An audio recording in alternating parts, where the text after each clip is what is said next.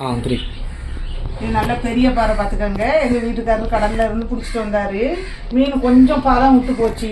அதனால நல்லா கிழிச்சு க்ளீன் பண்ணி நல்லா உப்பில் தடவி ஒரு 4 நாள் 5 நாள் காய போட்டோம். காய போட்டு 5 நாளில் ரெடி ஆகிட்டு. ஆனால் மஞ்சத்தூள் உப்பெல்லாம் தடவி தான் காய போட்டோம். பார்த்துக்கோங்க எவ்வளோ நீட்டாக க்ளீன் பண்ணியிருக்காருன்னு பாருங்கள். நல்லா காஞ்சிட்டு பார்த்துக்கோங்க. குழம்புக்கும் நல்லாயிருக்கும், பொரிக்கவும் சூப்பராக இருக்கும். ஆல்ரெடி ஏற்கனவே எங்கள் வீட்டில் நாங்கள் பண்ணியிருக்கோம்.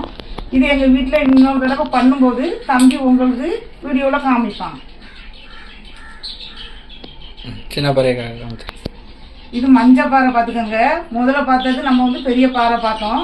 இப்போ இது சின்ன பாறை. இது பேர் மஞ்சள் பாறை. இதுக்கு மஞ்சள் தூள்லாம் போடல. ஏன்னா இது வெயிட் அதோடய கம்மியாக இருக்கும், சதை கம்மியாக இருக்கும். அதனால எங்கள் வீட்டுக்காரரு க்ளீன் பண்ணி உப்பு மட்டும் தடவி இதுக்கு 3 நாளில் ரெடி ஆகிட்டு பார்த்துக்கோங்க. 3 நாள்லேயே இது நல்லா காஞ்சி நல்லா பாருங்கள், நல்லா இருக்குது, ஃப்ரெஷ்ஷாக இருக்குது பாருங்கள். ஒரு பேட் ஸ்மெல் கிடையாது.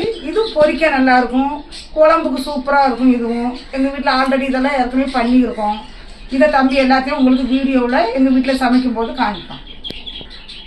இது பாறையில் இப்போ 3வது வெரைட்டிஸ் உங்கள்கிட்ட காமிக்கிறேன். இது பேர் கண்ணாடி பாறை பார்த்துக்கோங்க. இதுவுமே கருவாட்டுக்கு தான் போட்டார் எங்கள் வீட்டுக்காரரு. மஞ்சள்லாம் தடவலை, வெயிட் கம்மின்னு சொல்லி. இதுவுமே 3 நாளில் ரெடி ஆகிட்டு. இதுவும் குழம்புக்கு பொரிக்க எல்லாத்துக்குமே சூப்பராக இருக்கும் பார்த்துக்கோங்க. இந்த கருவாடு பேர் ஊடகம் பார்த்துக்கோங்க. ஊடகத்தில் இதுக்கு கொஞ்சம் பெரிய சைஸும் வரும். நம்ம வீட்டுக்கு வந்தது சின்ன சைஸு. இதை இவங்க அப்பா கருவாட்டு போட்டிருக்காங்க. இதையும் பாருங்கள். இது 2 நாளில் ரெடி ஆகிட்டு. இது குழம்புக்கும் சூப்பராக இருக்கும், பொரிக்கவும் சூப்பராக இருக்கும். ஒரு பேட் ஸ்மெல் கிடையாது பார்த்துக்கோங்க. உள்ளே எவ்வளோ நீட்டாக இருக்குது, க்ளீனாக இருக்குன்னு பாருங்கள். நீங்கள் அப்படியே கட் பண்ணி தண்ணிக்குள்ளே மட்டும் போட்டுட்டு ஒரு 5 நிமிஷத்தில் 2 தண்ணியில் அலசிட்டு இது உங்களுக்கு பொரிக்கவும் ரெடி, குழம்புக்கும் ரெடி. சூப்பராக இருக்கும் பார்த்துக்கோங்க.